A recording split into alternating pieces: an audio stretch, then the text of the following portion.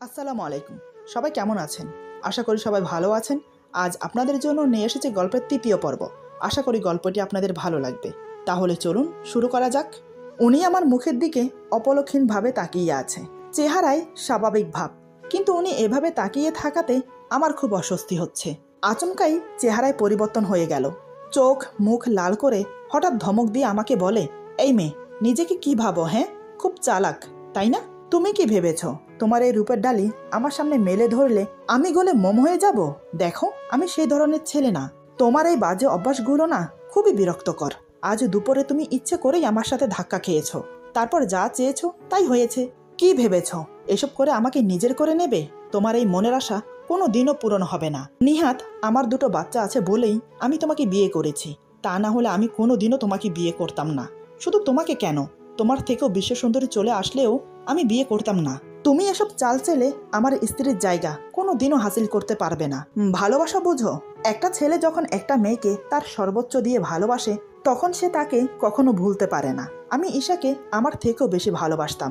ওকে ভোলা আমার পক্ষে কোনোভাবেই সম্ভব না। তাই বারবার বলছি, আমার থেকে দূরত্ব বজায় রাখো। নেক্সট টাইম এমন কিছু করবে না যাতে আমি বাধ্য হই তোমাকে এই বাড়ি থেকে বের করে দিতে। আর তোমার ছলা কলা তোমার কাছেই রাখো, আমার উপর প্রয়োগ করতে এসো না, তাহলে কিন্তু এর ফল ভালো হবে না। তোমাকে বিয়ে করেছি আমার বাচ্চার দেখাশোনা করার জন্য, আমার বউ হওয়ার জন্য না। কথাটা যেন মনে থাকে। এবার যেতে পারো। ওনার কথাগুলো শুনে আমি পাথরের মুক্তি হয়ে গেছি। চোখ দিয়ে টপ টপ করে জল পড়ছে। আমি তো ইচ্ছে করে ওনাকে ধাক্কা দেইনি, উনি তো নিজে থেকে আমার সামনে এসে পড়েছে। আমি তো স্বামীর অধিকার চাইনি, তাহলে উনি আমাকে এতগুলো কথা কেন শোনালো? আমি বসে বসে এসব কথা ভাবছি। আমাকে এভাবে বসে থাকতে দেখে উনি আবার বলেন, কি হলো, যাচ্ছ না যে? এত কিছু শোনার পর কিছু কি বলার আছে? আমি কান্নাজড়িত গলায় বললাম, আপনি আমাকে ভুল বুঝছেন, আমি সত্যি বলছি। বিশ্বাস করুন, আমি আপনাকে ইচ্ছে করে ধাক্কা দেইনি। এই বাড়িতে আসার পর থেকে যা যা হয়েছে সব এমনিতেই হয়েছে। আমি ইচ্ছে করে কোনো কিছু করিনি। আর আমি এই বাড়িতে আপনার বউ হয়ে এসেছি আপনার জন্য না, শুধুমাত্র বাচ্চা দুটোর দিকে তাকিয়ে। আপনি আমাকে তাড়িয়ে দিলেও আমি এই বাড়ি ছেড়ে কোথাও যাব না। এই বলে আমি চোখের পানি মুছে রুম থেকে বেরিয়ে রান্নাঘরে চলে যাই। সেখানে গিয়ে ইচ্ছে মতো কান্না করি। প্রতিদিন এত অপমান কিভাবে সহ করব? কেনই বা উনি বারবার ইচ্ছে করে আমাকে অপমান করছে? উনি কি চান না আমি এই বাড়িতে থাকি? কিন্তু আমি যে এখন পিছনে ফিরে যেতে পারবো না। আমি যে নিজের ইচ্ছায় এসেছি এখানে, নিজের ইচ্ছায় ওনাকে বিয়ে করেছি, শুধুমাত্র বাচ্চা দুটোর জন্য। আমি যে ওদের মায়ায় পড়ে গেছি, ওদের ছেড়ে যাওয়ার কোনো প্রশ্নই ওঠে না। যাব না আমি। আমাকে তাড়িয়ে দিলেও আমি যাব না। কি ভেবেছেন উনি আমাকে এভাবে অপমান করে এই বাড়ি থেকে তাড়িয়ে দেবে? সে আশা ওনার কোনো দিনও পূরণ হবে না। আমি হতে দেব না। আমার মেয়েদের থেকে আমাকে আলাদা করবে?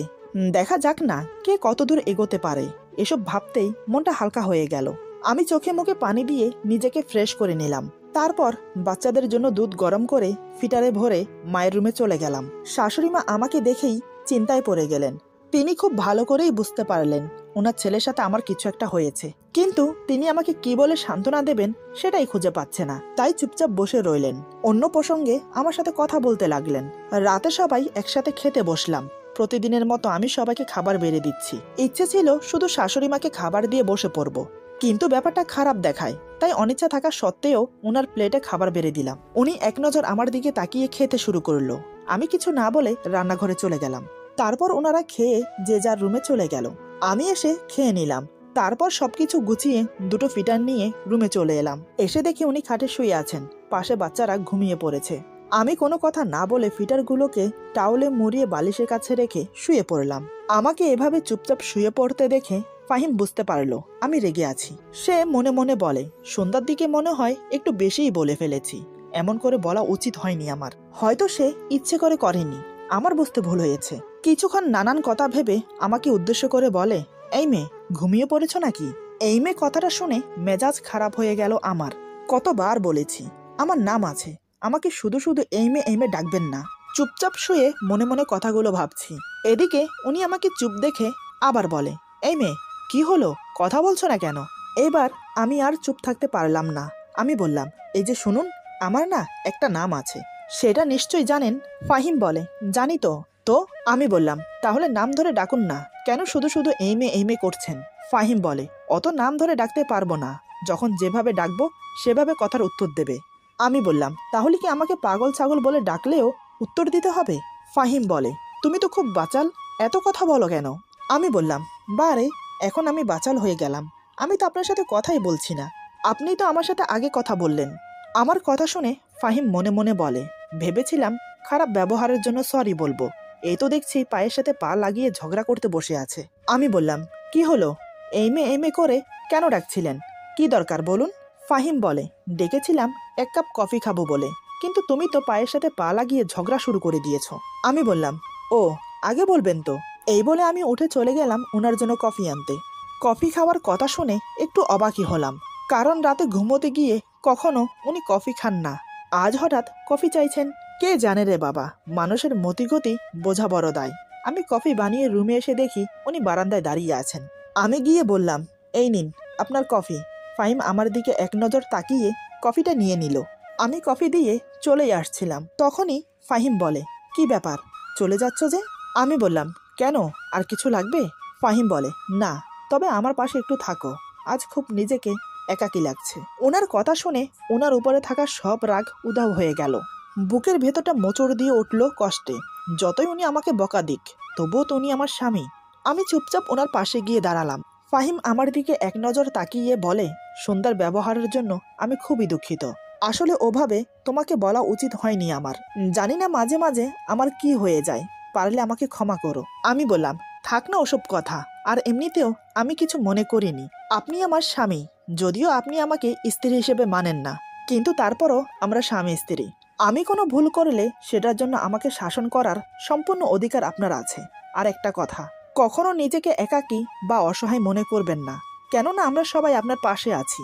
আমাদের 2টো মেয়ে আছে, তাদের কথা ভেবে অন্তত নিজেকে ধুকে ধুকে শেষ করবেন না। আপনার যদি কিছু হয়ে যায় তাহলে আমাদের কি হবে? ততক্ষণে ফাহিমের কফি খাওয়া শেষ হয়ে গেছে। আমার কথার কোনো উত্তর না দিয়ে বলে, রাত অনেক হয়েছে, চলো এবার ঘুমোবে। বুঝতে পারলাম উনি আর কথা বাড়াতে চাইছেন না, তাই আমিও কিছু না বলে ঘুমোতে চলে গেলাম। মনের মধ্যে নানান প্রশ্ন উকিঝুঁকি মারছে, কিন্তু তার কোনো উত্তর খুঁজে পাচ্ছি না।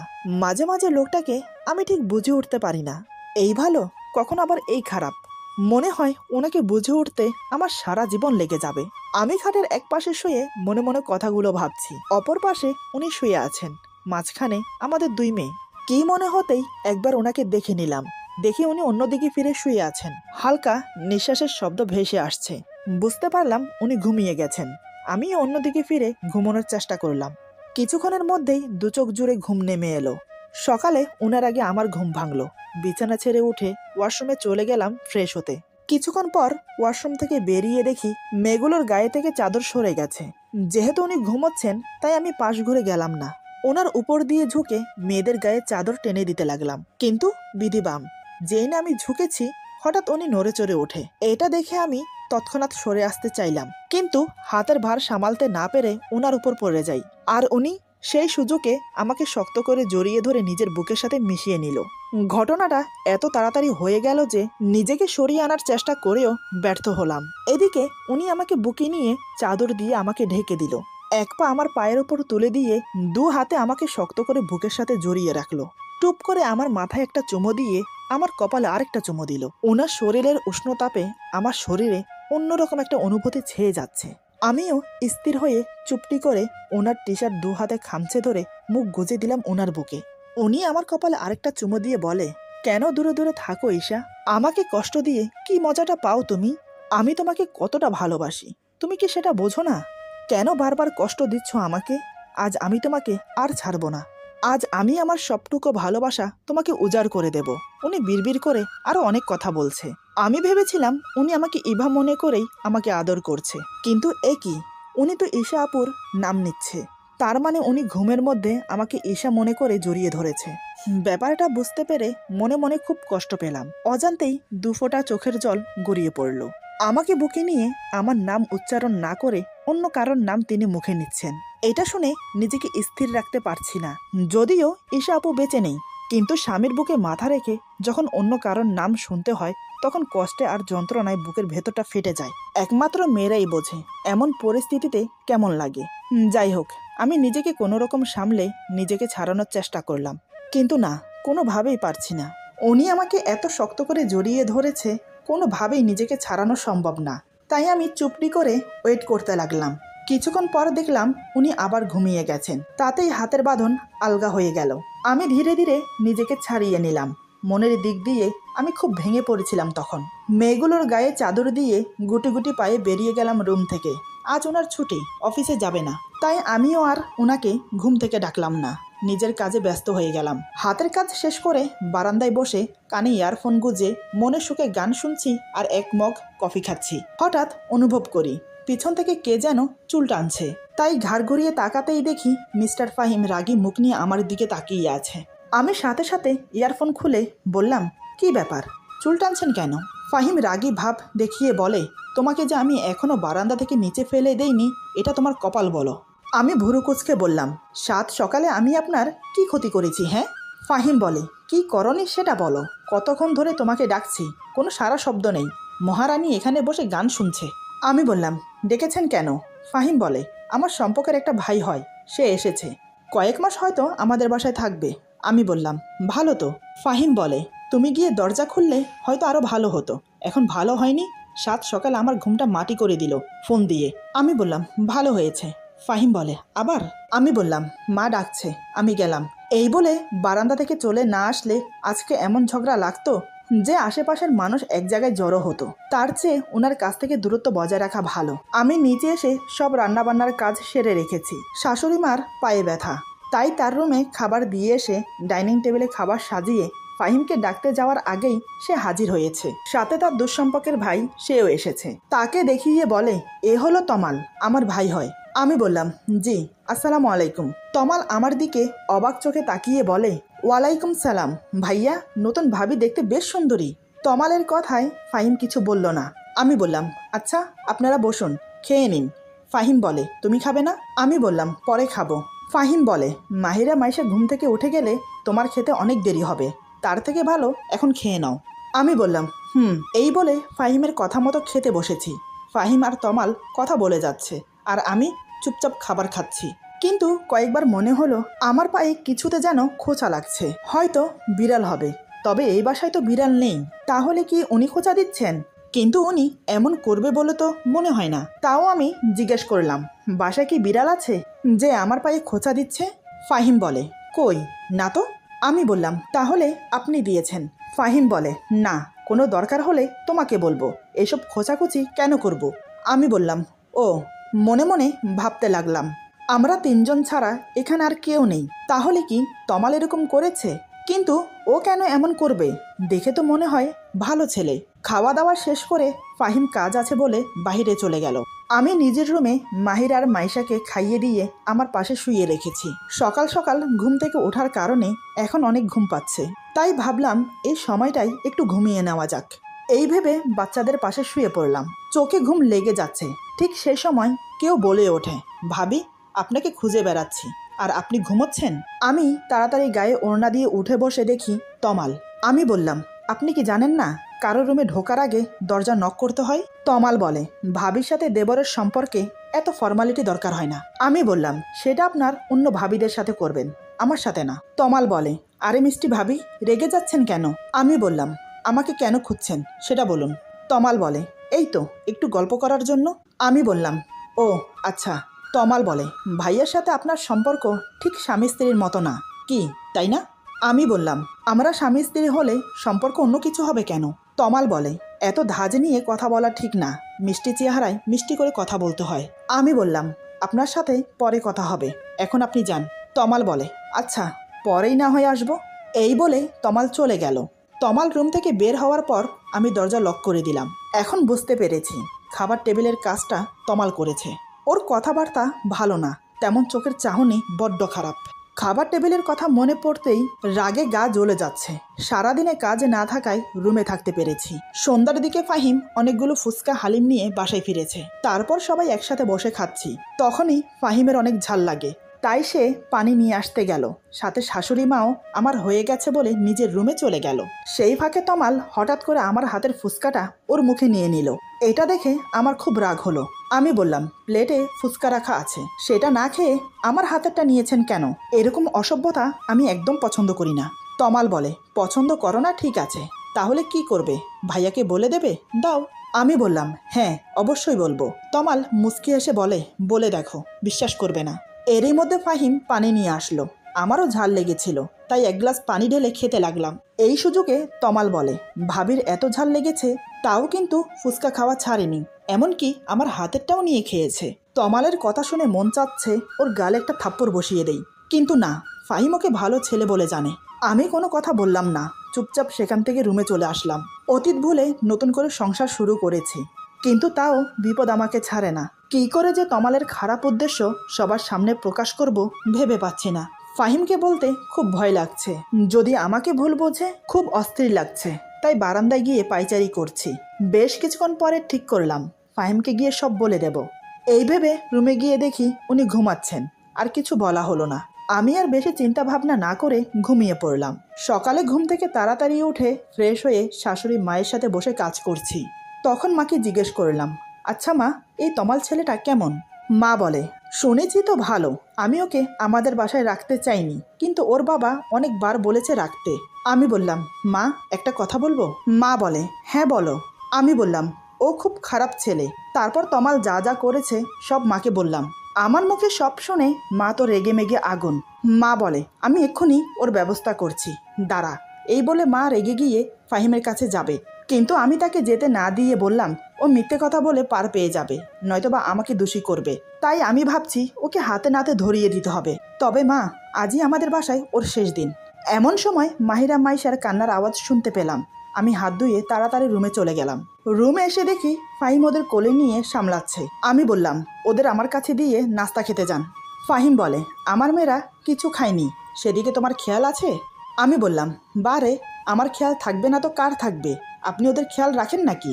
সব কাজ তো আমিই করি। ফাহিম বলে, এই, আমাকে একদম কথা শোনাবে না, বাচ্চাদের খাওয়ানো তেমন কঠিন কিছুই না। আমি বললাম, ও তাই নাকি, এই নিন ফিটার, এখন ওদের খাইয়ে দিন। ফাহিম বলে, এই বলে আমার হাত থেকে ফিটার নিয়ে মাহিরার মুখে ধরেছে, কিন্তু দুধ মুখে যাচ্ছে না, মুখের দুই পাশ দিয়ে পড়ে যাচ্ছে, আর মাহিরা কাঁদছে।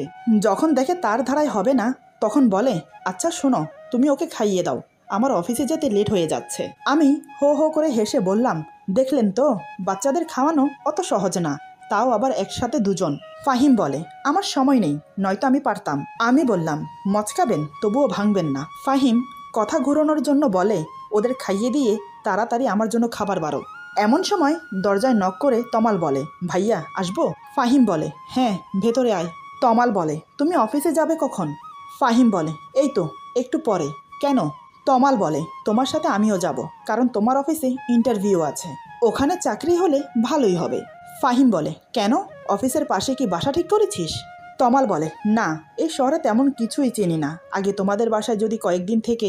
ওর কথা শেষ হওয়ার আগেই ফাহিম বলে, হ্যাঁ থাকতে পারিস, কোনো সমস্যা নেই। তমাল আমার দিকে তাকিয়ে রহস্যময় হেসে বলে, আচ্ছা। এই বলে তমাল রুম থেকে চলে গেল।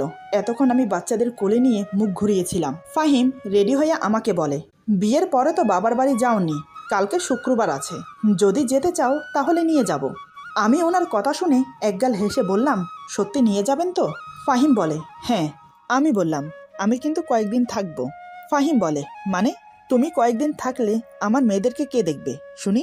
আমি বললাম, ওদের আমার সাথে নিয়ে থাকবো। ফাহিম বলে, না, সকালে যাব আবার বিকেলে চলে আসব। আমি বললাম, না, এমনটা হয় নাকি? এতদিন পরে যাব আর 2 দিন থাকবো না? আমি কিন্তু 2 দিন থাকবো, তাও বাচ্চাদের নিয়ে। ফাহিম বলে, তাহলে যাওয়ার দরকার নেই। কথাটা বলে রুম থেকে হন হন করে বেরিয়ে গেল। আমি তো ওনার কথা শুনে অবাক হয়ে তাকিয়ে আছি। এভাবে কেউ কাউকে মুখের উপর না বলে। তবে ওনার কথা শুনে এটা বুঝলাম উনি আমাকে যেতে দেবে না। আমিও আর রুমে বসে না থেকে ওনার পিছন পিছন গেলাম। তারপর ডাইনিং টেবিলে সবাই একসাথে বসে খাচ্ছি।